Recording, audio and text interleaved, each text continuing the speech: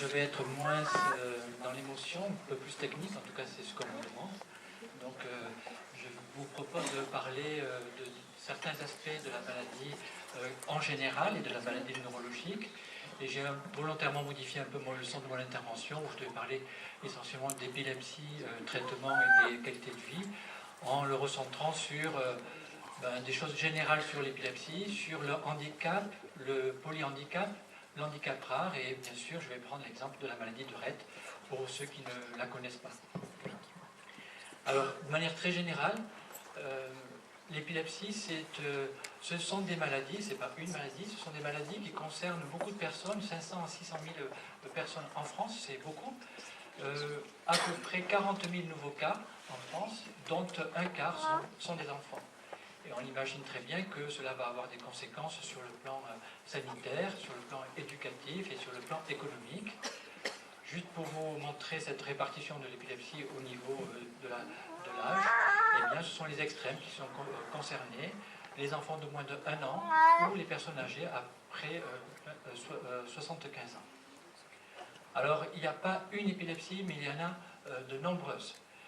On compte environ à peu près 50 syndromes épileptiques différents.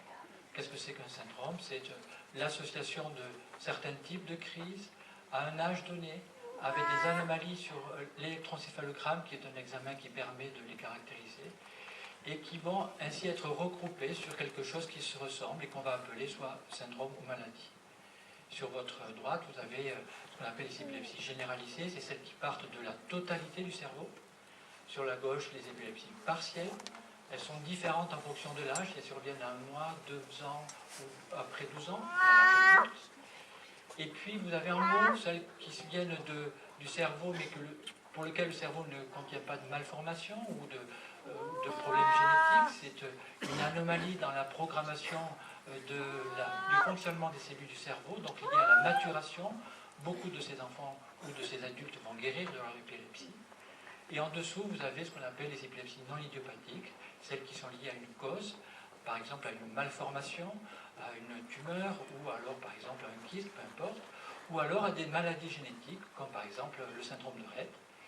Et pour l'exemple du syndrome de Rett, eh bien, ce sont des enfants qui font des convulsions qui partent de la totalité du cerveau, qu'on appelle convulsions généralisées, et pour certaines d'entre elles, des convulsions qui sont partielles, qui vont partir d'une certaine zone du cerveau. Alors, quels sont les outils pour explorer un enfant qui a une épilepsie, ou un adulte? Ce sont les mêmes. Alors, schématiquement, on a des outils qu'on appelle les électroencéphalogrammes, c'est-à-dire on met des électrodes sur la surface du scalp, on enregistre l'activité électrique que produisent les neurones de manière assez grossière finalement, et ce signal nous donne des informations, notamment sur la tendance à refaire des crises ou pas. On peut filmer les enfants ou les adultes, pareil, mais en tout cas les enfants, lorsqu'ils sont venus en urgence dans le service, ou alors par exemple lorsqu'on a besoin de faire des enregistrements de très longue durée, sur plusieurs jours, une semaine par exemple, lorsqu'ils sont dans un programme chirurgical de leur épilepsie. Ces outils nous donnent une idée du fonctionnement du cerveau, assez grossier, mais en tout cas une idée du fonctionnement du cerveau, et permet de rechercher des marqueurs de la maladie épileptique. Et puis, on peut analyser le cerveau avec des images.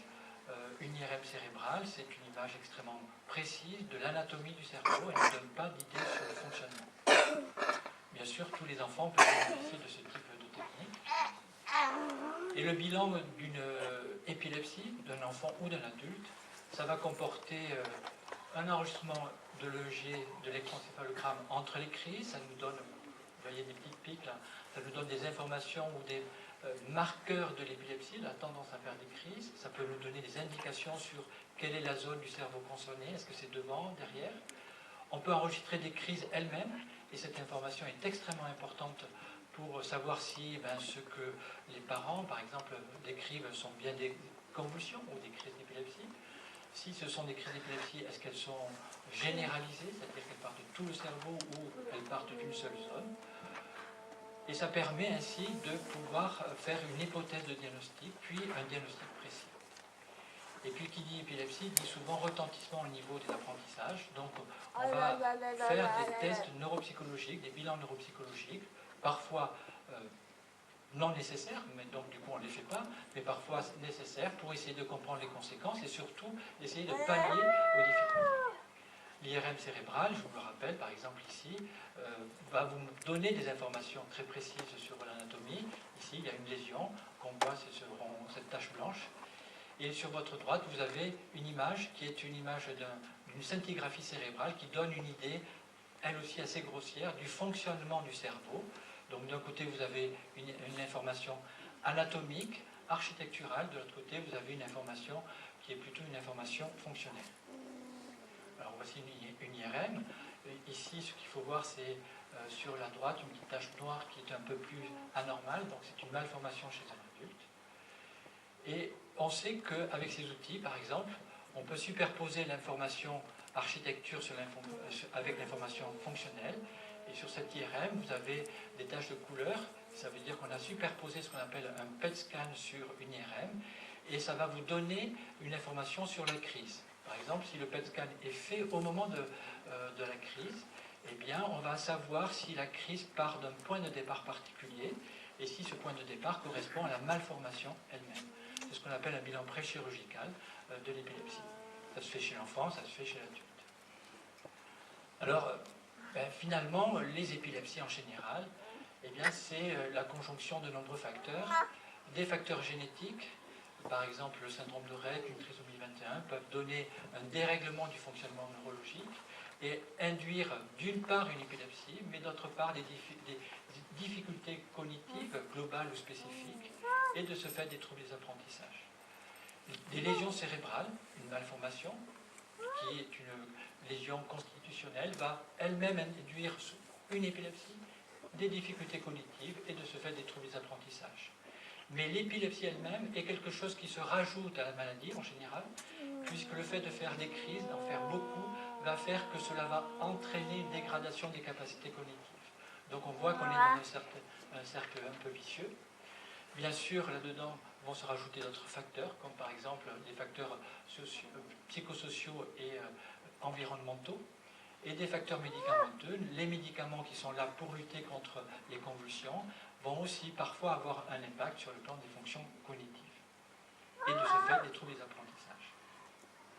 Alors pour juste rester sur la notion de l'impact cognitif de l'épilepsie, dans cette étude, sur un certain nombre d'adultes, presque 400 adultes, ce qui avait été démontré, c'est qu'il existait un impact extrêmement précoce des dysfonctionnements épileptiques sur les fonctions neuro-intellectuelles, que les sujets adultes avaient une épilepsie qui avaient une épilepsie contrôlée très tôt dans leur vie et un bon niveau d'apprentissage, avaient de bonnes fonctions sociales. On peut imaginer que ce soit assez logique, mais si l'épilepsie est facilement contrôlée, eh bien l'apprentissage scolaire sera bon et de ce fait les fonctions sociales, professionnelles seront tout à fait correctes.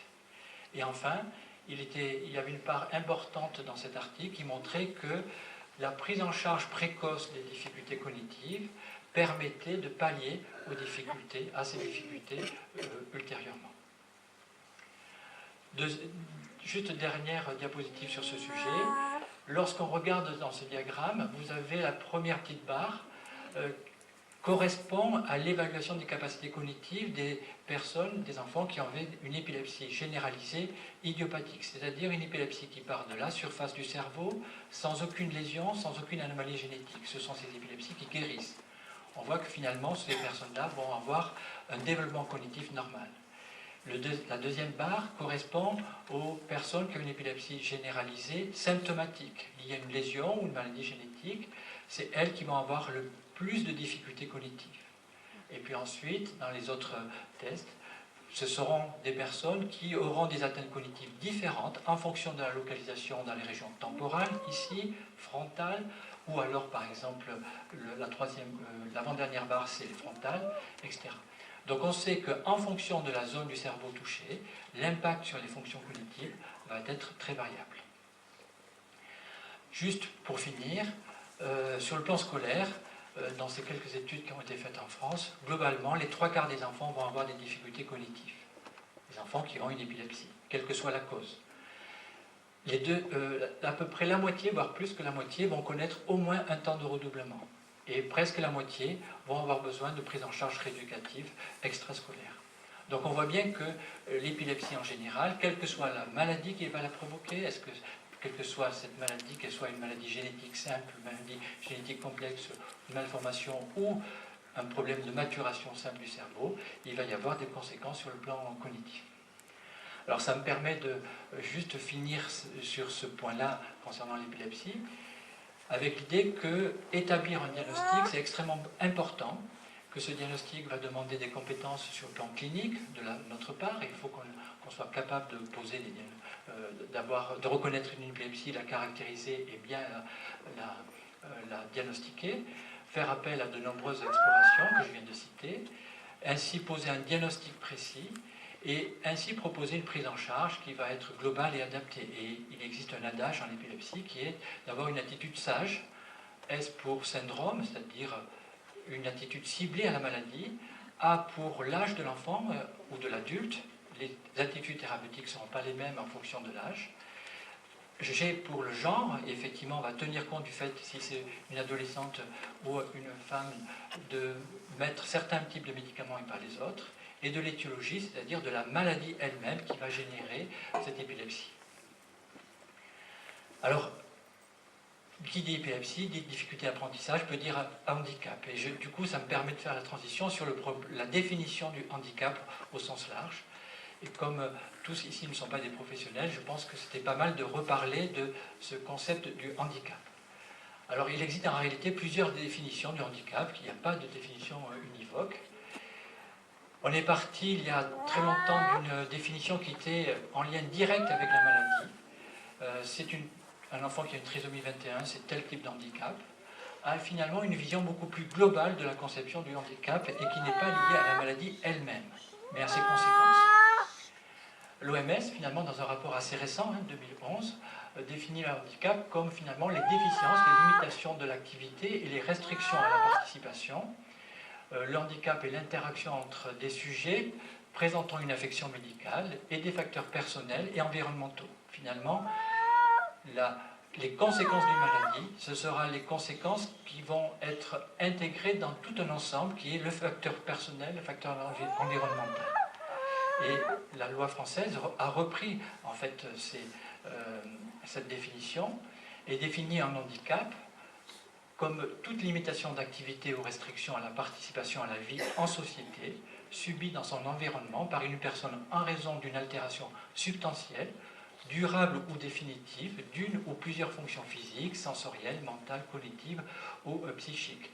Cela veut dire qu'on peut avoir un handicap à n'importe quel âge, ne pas présenter de difficultés, présenter une maladie, comme par exemple un cancer, et puis pendant un certain nombre d'années, le temps que son cancer se soigne, avoir un handicap qui va être un handicap professionnel, un handicap physique, mais qui va peut-être perdurer un certain temps, en tout cas disparaître. Donc cette notion de durable, elle est souvent dans l'esprit de chacun de nous. Le handicap, c'est quelque chose de définitif. En réalité, ce n'est pas le cas. Et la loi française, en tout cas la loi, le stipule très bien. En fait, c'est une conception dynamique qui est importante. C'est la diversité des altérations possibles ou la nature de la déficience. Par exemple, mentale, visuelle, auditive, physique, cognitive, psychique. Leur variation au niveau, en fonction du milieu personnel, professionnel, dans lequel la personne évolue.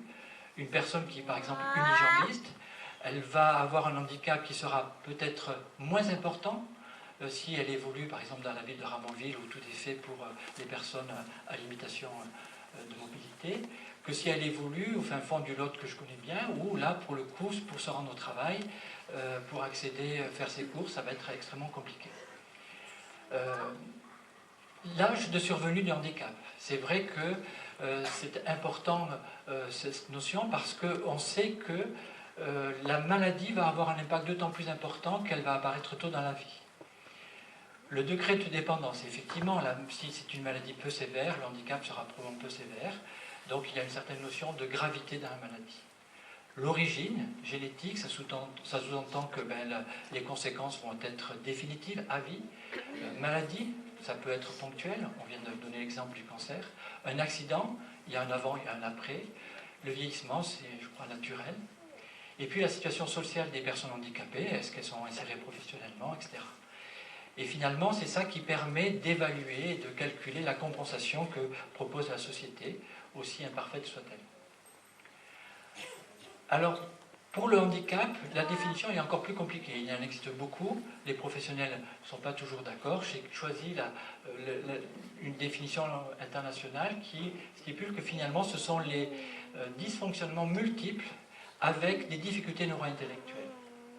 Donc c'est une sorte de spectre extrêmement large, où ce sont d'abord des personnes pour lesquelles on est incapable de définir le niveau intellectuel avec des tests standardisés. Vous savez que c'est un peu la mode, en tout cas l'éducation nationale nous demande de faire beaucoup d'évaluations, et c'est légitime pour essayer de comprendre les difficultés d'apprentissage. Ces tests sont extrêmement utiles. Pour certaines personnes, ils sont totalement inadaptés. Ce sont également des personnes qui n'ont pas ou peu de compréhension, du moins en apparence, du langage verbal, ou pas d'accès à des interactions d'ordre symbolique, aucune capacité à se gérer par elles-mêmes, c'est la définition. En plus des difficultés sensorielles, des déficits sensoriels, il y a un risque élevé de complications du fait de conséquences importantes sur leur santé, comme par exemple l'épilepsie, les troubles de la sphère gastro-œsophagien qui peuvent entraîner des problèmes de dénutrition, les troubles respiratoires, les troubles orthopédiques, etc. Ce cadre-là, finalement, définit assez bien, pas de manière absolue, les situations de polyhandicap, comme on peut le rencontrer chez certaines petites fillerettes. En plus, se rajoutent parfois, pour certaines personnes, des comportements excessifs, comme des stéréotypies, des problèmes d'agressivité, etc. Ce sont également des personnes qui ont besoin d'une médication importante et qui, malheureusement, ont un risque de mortalité précoce important. Alors du coup, ça en fait une population extrêmement fragile. Si on regarde ne serait-ce que des marqueurs que l'on connaît un peu tous, ce qu'on appelle l'espérance de vie, à 20 ans, lorsqu'on a, là c'est l'exemple des paralysies cérébrales, c'est-à-dire des enfants qui naissent avec un accident d'oxygénation, le cerveau n'est pas bien oxygéné à la naissance, avant ou juste pendant, et du coup les cellules du cerveau vont souffrir. Si ce sont des enfants qui ont des paralysie cérébrale légère, le pronostic de vie va être le même que celui de la population générale, à peu près.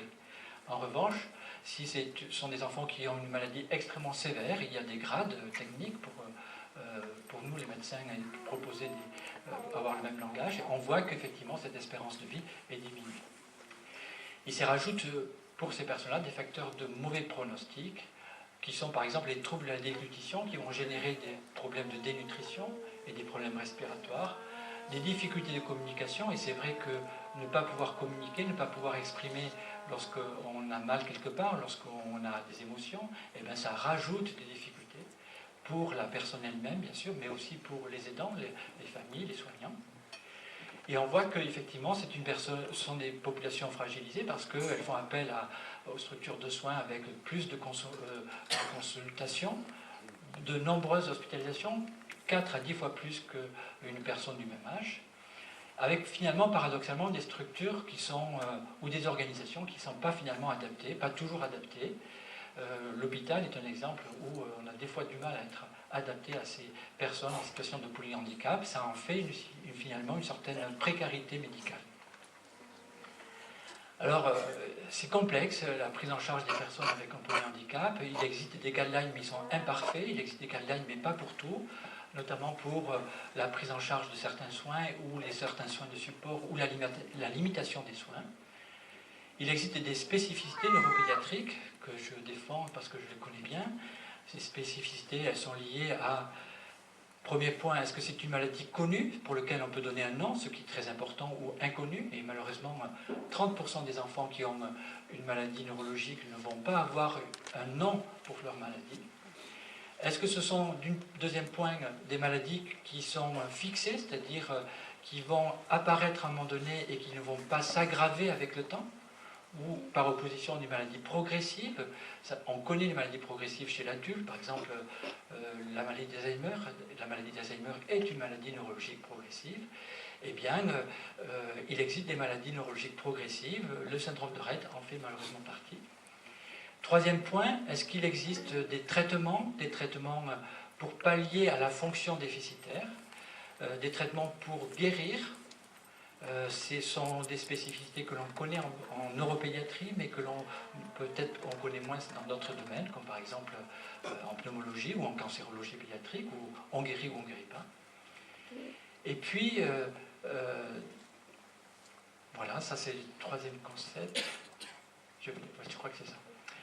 Dernier point, il existe par contre, dans la prise en charge des personnes avec une situation de polyhandicap, des modèles qui existent. On a donc fait des progrès grâce effectivement à ce que disait mon collègue tout à l'heure, la création de centres de référence et de centres de compétences, où on a pu, pour certaines maladies, pas pour toutes, établir des prises en charge très codifiées.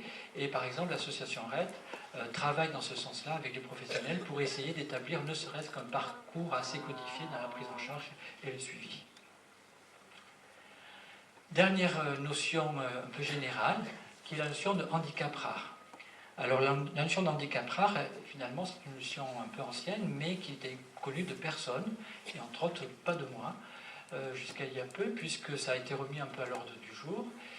Cette notion, elle se définit par le fait que d'abord, ce sont des situations rares, moins d'une personne sur 10 000. Deuxième point, que ce sont des situations de combinaison de plusieurs déficiences, comme par exemple une déficience auditive et une déficience visuelle, ou une déficience visuelle avec d'autres déficiences, ou une déficience auditive avec d'autres déficiences. Et puis la cinquième catégorie, celle que je connais le mieux, correspond à celle que je connais bien en neurologie pédiatrique, puisque c'est l'association de une ou plusieurs déficiences graves et d'une maladie, d'une affection chronique, grave, évolutive, telle que par exemple une maladie de la mitochondrie, une maladie du métabolisme énergétique, une affection évolutive du système nerveux central, certaines maladies génétiques comme le syndrome de Rett, ou une épilepsie sévère. Alors c'est vrai que tout ça, ça fait un cocktail un peu compliqué. Et finalement, l'handicap rare, c'est la combinaison de trois raretés. La rareté des personnes concernées, moins de 1 sur 10 000. Il faut donc avoir une certaine compétence pour connaître ce genre de situation sur le plan, bien sûr, individuel et sur le plan professionnel. La rareté des combinaisons de déficiences, c'est quand même assez rare d'avoir une personne qui est malvoyant et malentendant, et c'est extrêmement compliqué du coup de la prendre en charge.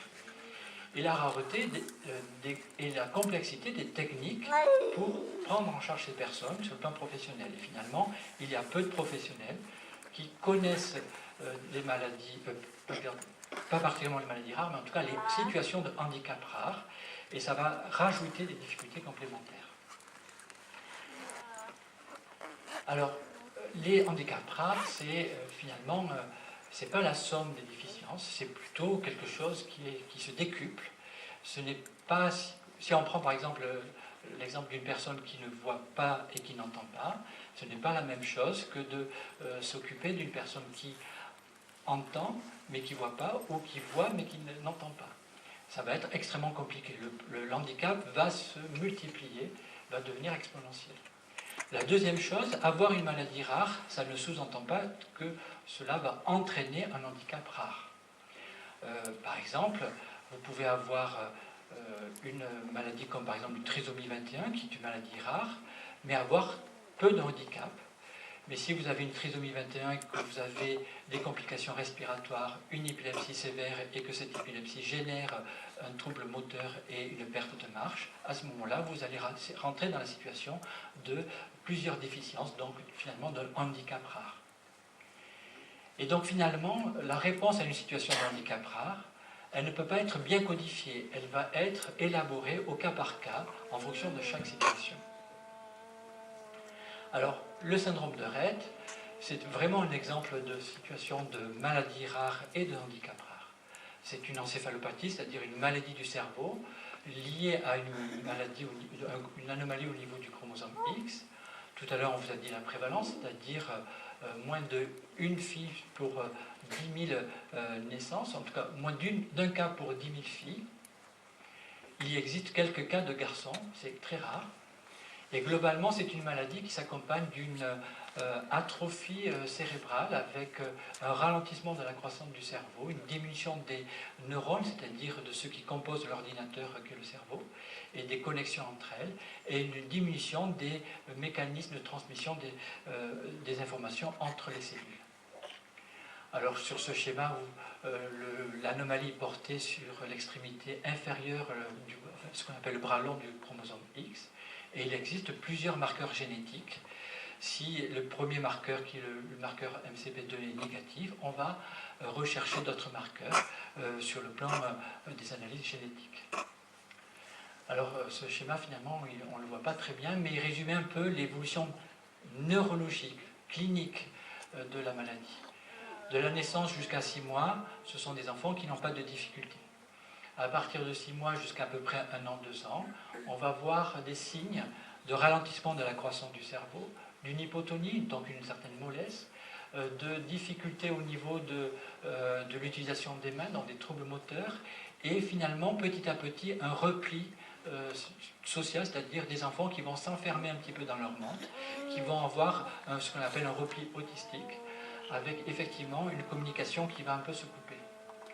Le stade 2, c'est une évolution rapide de la maladie, comme si finalement le processus s'emballait, avec des signes autistiques importants, des difficultés neuro-intellectuelles, en tout cas telles que nous on sait les apprécier, une diminution du tour de tête qui reflète une diminution de l'augmentation du volume du cerveau, des troubles respiratoires liés à un problème de la commande neurologique, et des troubles qui sont des troubles manuels, finalement sur l'absence d'utilisation des mains. Ce sont des petites filles qui n'utilisent pas, ou pas toutes en tout cas, mais pour la plupart, n'utilisent pas les objets, ou ne savent pas utiliser les objets de manière fonctionnelle, de manière utile. Et puis cette phase va être suivie d'une phase de plateau, où là, de manière assez étonnante, vont réapparaître une communication, et une communication essentiellement par les yeux, ça a été très bien dit tout à l'heure. Ces enfants parlent par leurs yeux, avec des émotions qui passent, c'est très évident. Mais pour autant, il va y avoir des difficultés sur le plan du fonctionnement des fonctions automatiques, des difficultés probablement sur le plan neuro-intellectuel. Et ensuite, quatrième stade, ce sont des enfants qui vont reconnaître une certaine aggravation au niveau neurologique, avec une hypertonie, pour certaines d'entre elles, une perte de la marche, mais les capacités de communication qui vont rester globalement très préservées. C'est dans ce stade-là que arrivent ou peuvent arriver les complications d'ordre orthopédique.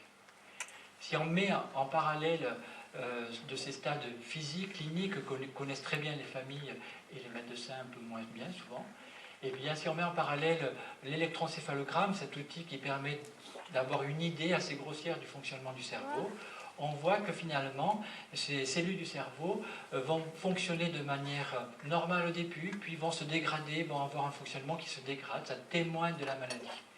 Et c'est bien au stade 1, au stade 2 que vont apparaître l'épilepsie, c'est-à-dire à un âge très tôt. Et si l'épilepsie apparaît très tôt, je vous l'ai dit tout à l'heure, elle peut avoir des conséquences également d'autant plus importantes sur le plan cognitif. Donc encore un processus qui va venir aggraver la situation de base. Est-ce que tu peux cliquer sur, vous pouvez cliquer sur la vidéo? Ah, tout à l'heure ça marchait. Oui. Non. Il faut revenir en arrière. Reviens.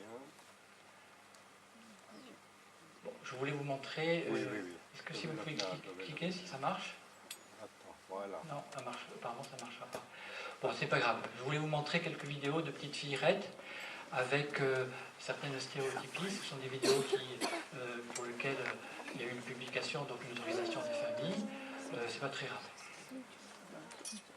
Juste pour finir sur le thème épilepsie, puisque c'était un thème pour lequel je devais un petit peu parler concernant la maladie de Rett. Dans ces études, une étude... dans cette étude qui est très récente, mars 2015, sur une base de données où il y a plus de 1200 patientes Rett, on voit que finalement, les 2 tiers vont rencontrer une épilepsie au cours de leur vie, et à peu près 1 tiers vont rencontrer une épilepsie dite pharmacorésistante, c'est-à-dire qui ne va pas être équilibrée après l'essai de 2 médicaments, et pour lequel on va être obligé de faire des associations. que cette épilepsie est d'autant plus sévère qu'elle apparaît précocement. Dans le graphe sur votre droite, on voit que l'épilepsie apparaît essentiellement dans les premières années de vie. Et enfin, cette épilepsie et sa gravité, sa sévérité va être corrélée à quelques marqueurs génétiques, pas tous, pas tous les marqueurs génétiques qui entraînent la maladie de Rett. Alors cette épilepsie, dans la forme classique, l'histogramme de gauche, ça représente les petites filles qui ont un syndrome de Rett. Dans cette étude, elles étaient 15 à 20% libres de crise. À peu près 60% avaient une épilepsie facilement équilibrée, 30% une épilepsie sévère.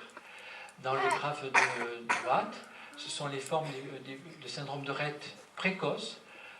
Par définition, on va penser à un syndrome de Rett parce qu'elles ont une épilepsie, elles ont toutes une épilepsie. Et enfin, au milieu, il y a une forme dite plus bénigne, avec conservation des capacités de langage. On voit que pour à peu près 50% d'entre elles, il n'y aura pas de convulsions. Et si ce sont des convulsions, ce sont essentiellement, ça c'est l'histogramme de droite, ce sont des convulsions généralisées qui partent de l'ensemble du cerveau, avec des secousses musculaires, perte de connaissance. Dans d'autres cas, ça peut être des absences, des ruptures de contact, ou parfois, plus rarement, des chutes. Là aussi, je pense que la vidéo ne va pas passer, parce que ça passait tout à l'heure, mais... Pardon. Bon, ça fait rien.